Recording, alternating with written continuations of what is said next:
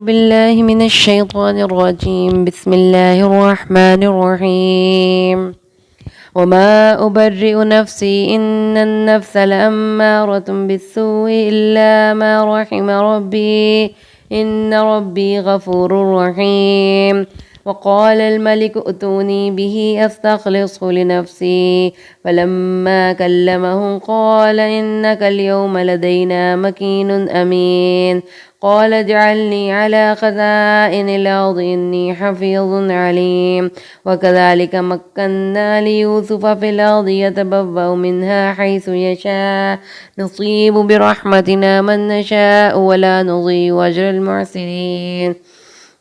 ولأجر الآخرة خير للذين آمنوا وكانوا يتقون. وجاء إخوة يوسف فدخلوا عليه فعرفهم وهم له منكرون. فلما جهزهم بجهازهم قال ائتوني بأخ لكم من أبيكم ألا ترون أني أوفي الكيل وأنا خير المنزلين. فإن لم تأتوني به فلا كيل لكم عندي ولا تقربون. قالوا سنراود عنه أباه وإنا لفاعلون. قال لفتيانه اجعلوا بضاعتهم في رحالهم لعلهم يعرفونها إذا انقلبوا إلى أهلهم لعلهم يرجعون. ولما رجعوا إلى أبيهم قالوا يا أبانا منع منا الكيل فأرسل معنا أخانا نكتل وإنا له لحافظون. قال هل آمنكم عليه إلا كما أمنتم على أخيه من قبل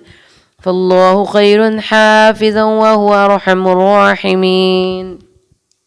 ولما فتحوا متاعهم وجدوا بضاعتهم ردت إليهم قالوا يا أبانا ما نبغي هذه بضاعتنا ردت إلينا ونمير أهلنا ونحفظ أخانا ونزداد كيل بعير ذلك كيل يسير. قال لن أرسله معكم حتى تؤتوني موثقا من الله لتأتونني به إلا أن يحاط بكم. فلما آتوه موثقهم قال الله على ما نقول وكيل. وقال يا بني لا تدخلوا من باب واحد وادخلوا من أبواب متفرقة وما أغني عنكم من الله من شيء إن الحكم إلا لله عليه توكلت وعليه فليتوكل المتوكلون. ولما دخلوا من حيث أمرهم أبوهم ما كان يغني عنهم من الله من شيء إلا حاجة في نفس يعقوب قضاها وإنه لذو علم لما علمناه ولكن أكثر الناس لا يعلمون. ولما دخلوا على يوسف آوى إليه أخاه قال إني أنا أخوك فلا تبتئس بما كانوا يعملون. فلما جهزهم بجهازهم جعل السقاية في رحل أخيه ثم أذن مؤذن أيتها العير إنكم لسارقون. قالوا وأقبلوا عليهم ماذا تفقدون. قالوا نفقد صواع الملك ولمن جاء به حمل بعير وأنا به زعيم. قالوا تالله لقد علمتم ما جئنا لنفسد في الأرض وما كنا سارقين. قالوا فما جزاؤه إن كنتم كاذبين. قالوا جزاؤه من وجد في رحله فهو جزاؤه كذلك نجزي الظالمين. فبدأ بأوعيتهم قبل وعاء أخيه ثم استخرجها من وعاء أخيه كذلك كدنا ليوسف ما كان ليأخذ أخاه في دين الملك إلا أن يشاء الله نرفع درجات من نشاء وفوق كل ذي علم عليم. قالوا إن يسرق فقد سرق أخ له من قبل فأسرها يوسف في في نفسه ولم يبدها لهم قال أنتم شر مكانا والله أعلم بما تصفون قالوا يا أيها العزيز إن له أبا شيخا كبيرا فخذ أحدنا مكانا إنا نراك من المحسنين قال معاذ الله أن نأخذ إلا من وجدنا متاعنا عنده إنا إذا لظالمون ولما استيئسوا منه خلصوا نجيا قال كبيرهم ألم تعلموا أن أباكم قد أخذ عليكم موثقا من الله ومن قبل ما فرطتم في يوسف فلن أبرح الأرض حتى يأذن لي أبي أو يحكم الله لي وهو خير الحاكمين ارجعوا إلى أبيكم فقولوا يا أبانا إن ابنك سرق وما شهدنا إلا بما علمنا وما كنا للغيب حافظين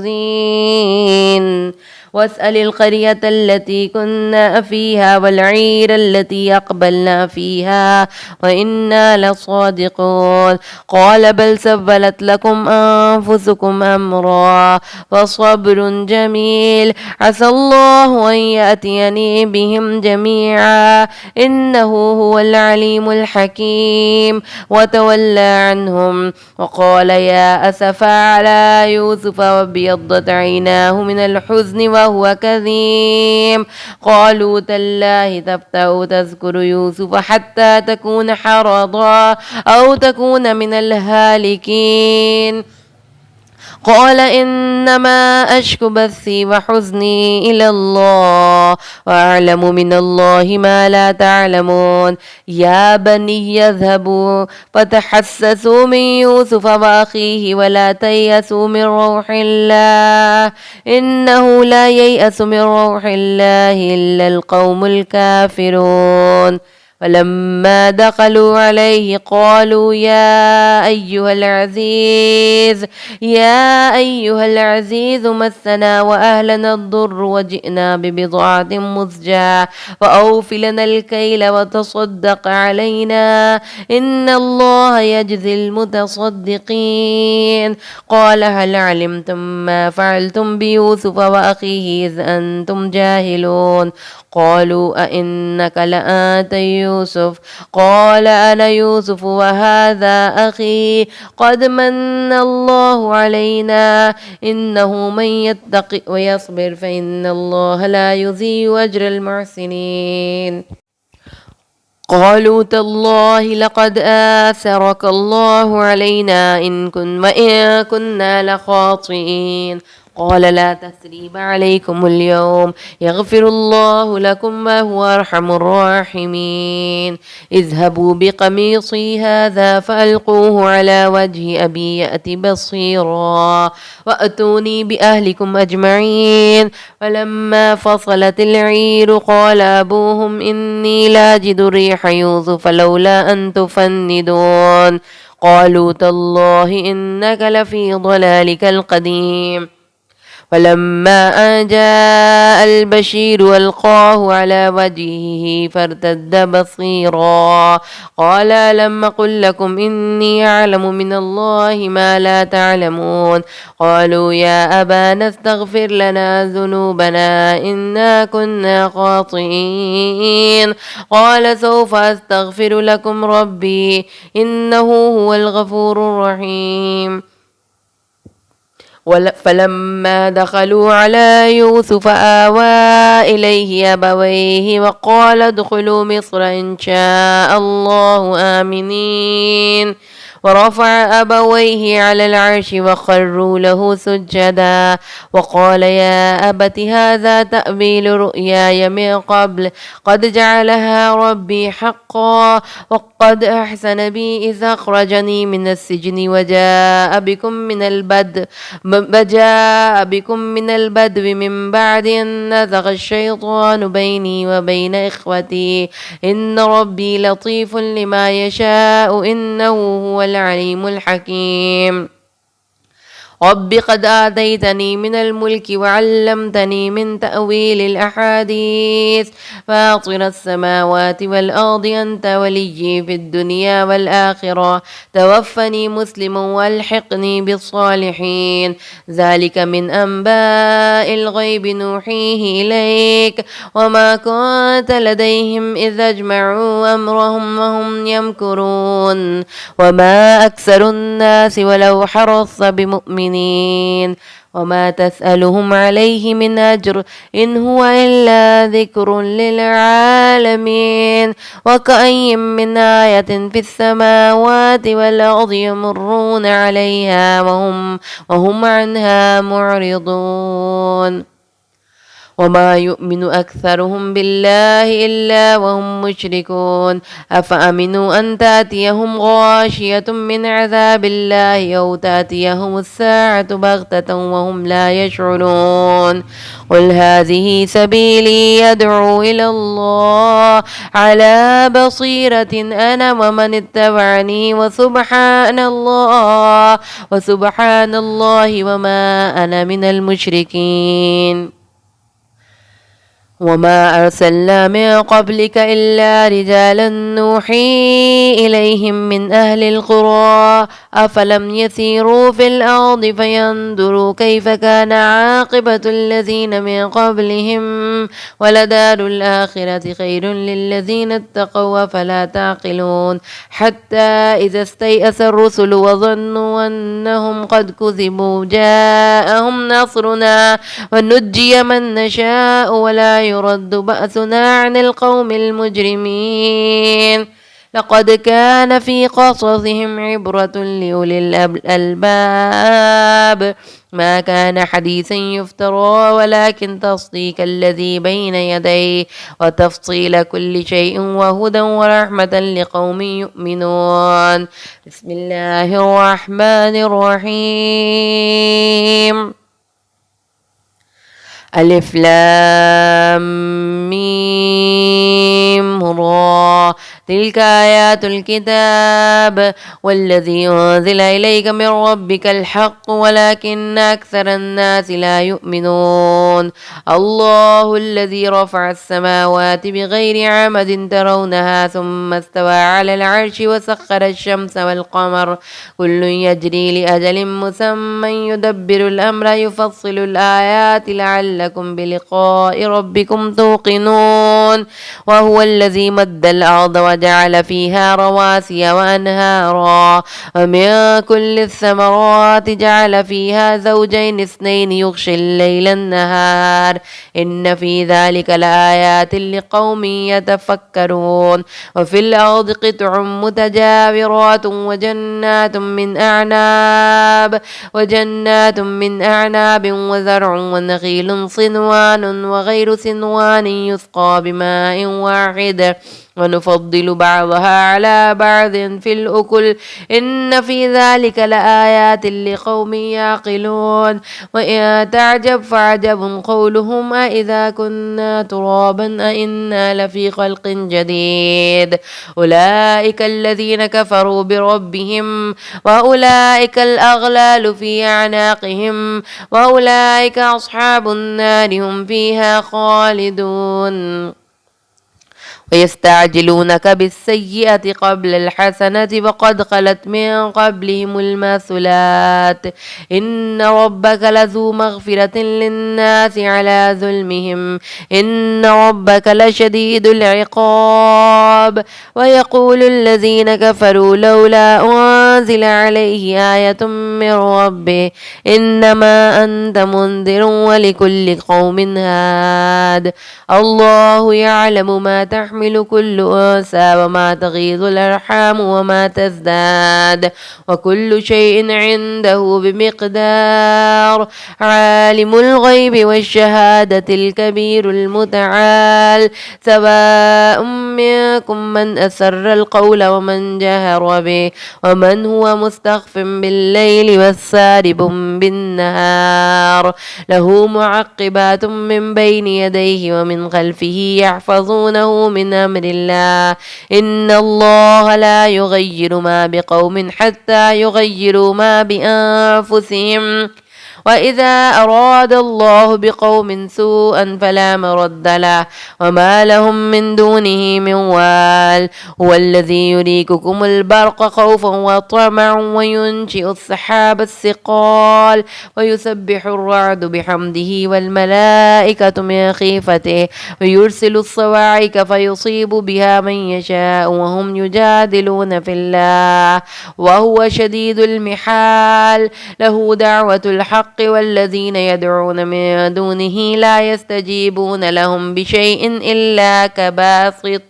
إلا كباسط كفيه إلى الماء ليبلغ فاه وما هو ببالغه وما دعاء الكافرين إلا في ضلال ولله يسجد ما في السماوات والأرض طوعا وكرها وظلالهم بالغدو والآصال قل من رب السماوات والأرض قل الله قل فاتخذتم من دونه أولياء لا يملكون لأنفسهم نفعا ولا ضرا قل هل يستوي الأعمى والبصير أم هل تستوي الظلمات والنور أم جعلوا لله شركاء خلقوا كخلقه فتشابه الخلق عليهم قل الله خالق كل شيء وهو الواحد القهار أنزل من السماء ماء فسالت أودية بقدرها فاحتمل السيل زبدا رابيا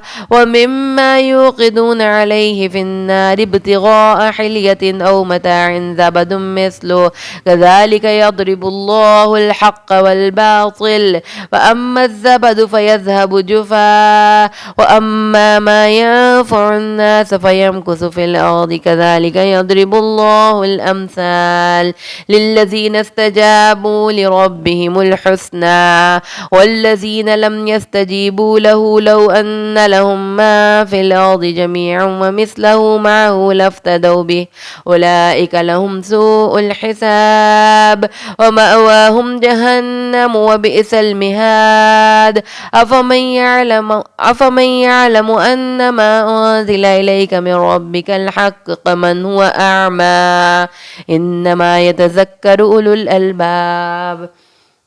الذين يوفون بعهد الله ولا ينقضون الميثاق والذين يصلون ما أمر الله به أن يوصل ويخشون ربهم ويخافون سوء الحساب والذين صبروا ابتغاء وجه ربهم وأقاموا الصلاة وأنفقوا مما رزقناهم سرا وعلانية ويدرؤون بالحسنة السيئة أولئك لهم عقبى الدار جنات عدن يدخلونها ومن صلح من آبائهم وأزواجهم وذرياتهم والملائكة يدخلون عليهم من كل باب سلام عليكم بما صبرتم فنعم عقبى الدار والذين ينقضون عهد الله من بعد ميثاقه ويقطعون ما أمر الله به أن يوصل ويفسدون في الأرض أولئك لهم اللعنة ولهم سوء الدار الله يبسط الرزق لمن يشاء ويقدر وفرحوا بالحياة الدنيا وما الحياة الدنيا في الآخرة إلا متاع ويقول الذين كفروا لولا أنزل عليه آية من ربه قل إن الله يضل من يشاء ويهدي إليه من أناب الذين آمنوا وتطمئن قلوبهم بذكر الله ألا بذكر الله تطمئن القلوب الذين آمنوا وعملوا الصالحات طوبى لهم وحسن مآب كذلك أرسلناك في أمة قد خلت من قبلها لتتلو عليهم الذي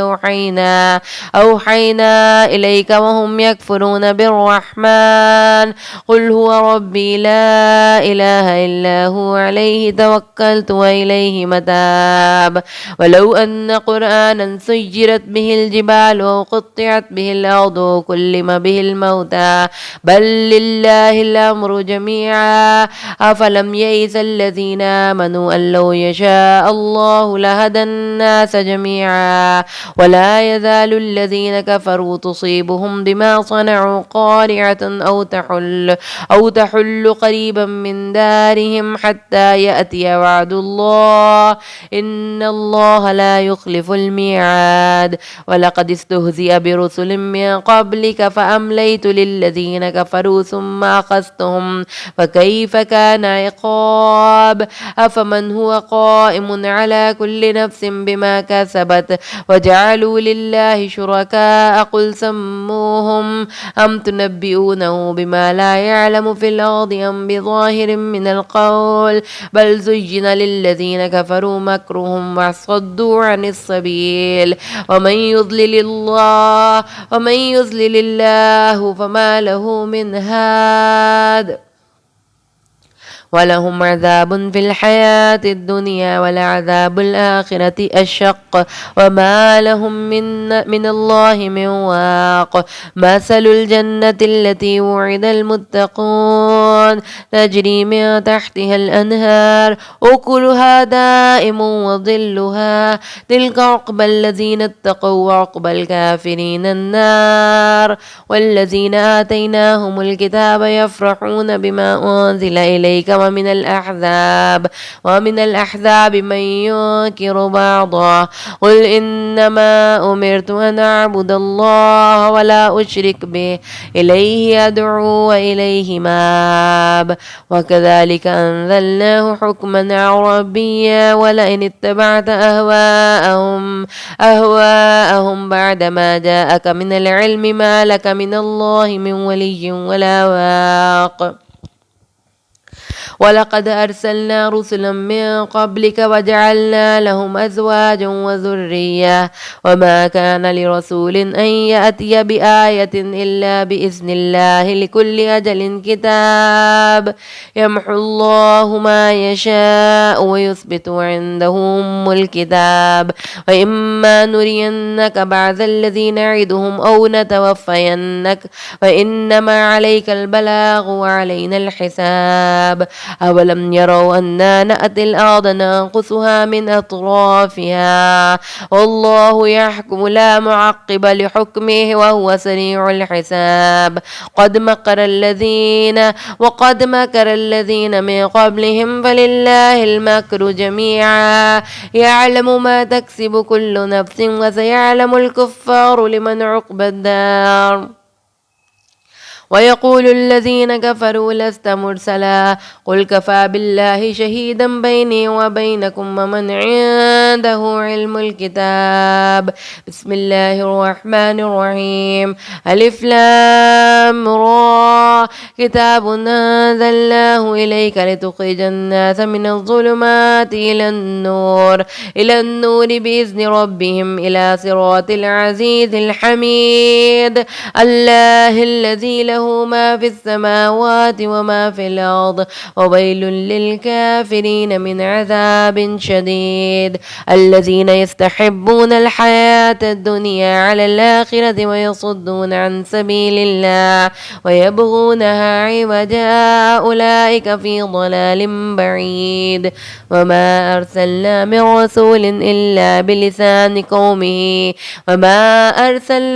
رسول إلا بلسان قومه ليبين لهم ويضل الله من يشاء ويهدي من يشاء وهو العزيز الحكيم ولقد أرسلنا موسى بآياتنا أن اخرج قومك من الظلمات إلى النور وذكرهم بأيام الله إن في ذلك لآيات لكل صبار شكور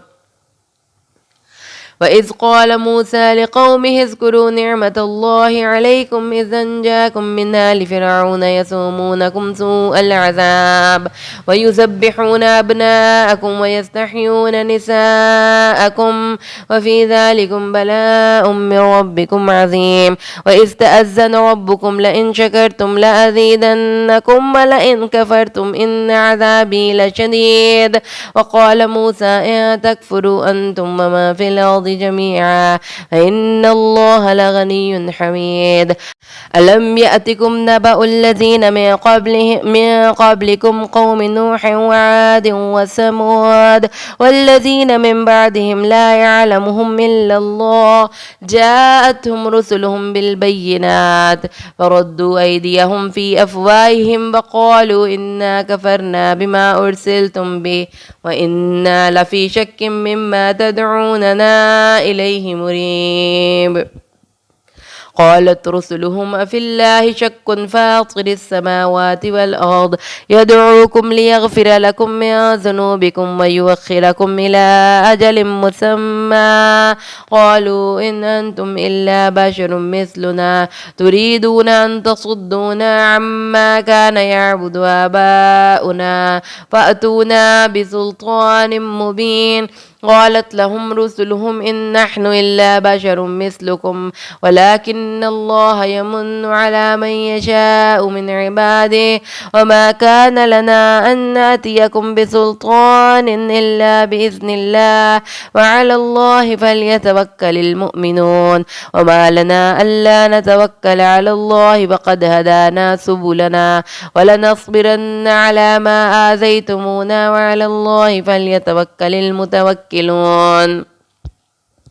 وقال الذين كفروا لرسلهم لنخرجنكم من أرضنا أو لتعودن في ملتنا فأوحى إليهم ربهم لنهلكن الظالمين ولنسكننكم الأرض من بعدهم ذلك لمن خاف مقامي وخاف وعيد واستفتحوا وخاب كل جبار عنيد من ورائه جهنم ويسقى من ماء صديد يتجرعه ولا يكاد يصيغه ويأتيه الموت من كل مكان وما هو بميت ومن ورائه عذاب غليظ مثل الذين كفروا بربهم أعمالهم كرماد اشتدت به الريح في يوم عاصف لا يقدرون مما كسبوا على شيء ذلك هو الضلال البعيد ألم تر أن الله خلق السماوات والأرض بالحق إن يشأ يذهبكم ويأتي بخلق جديد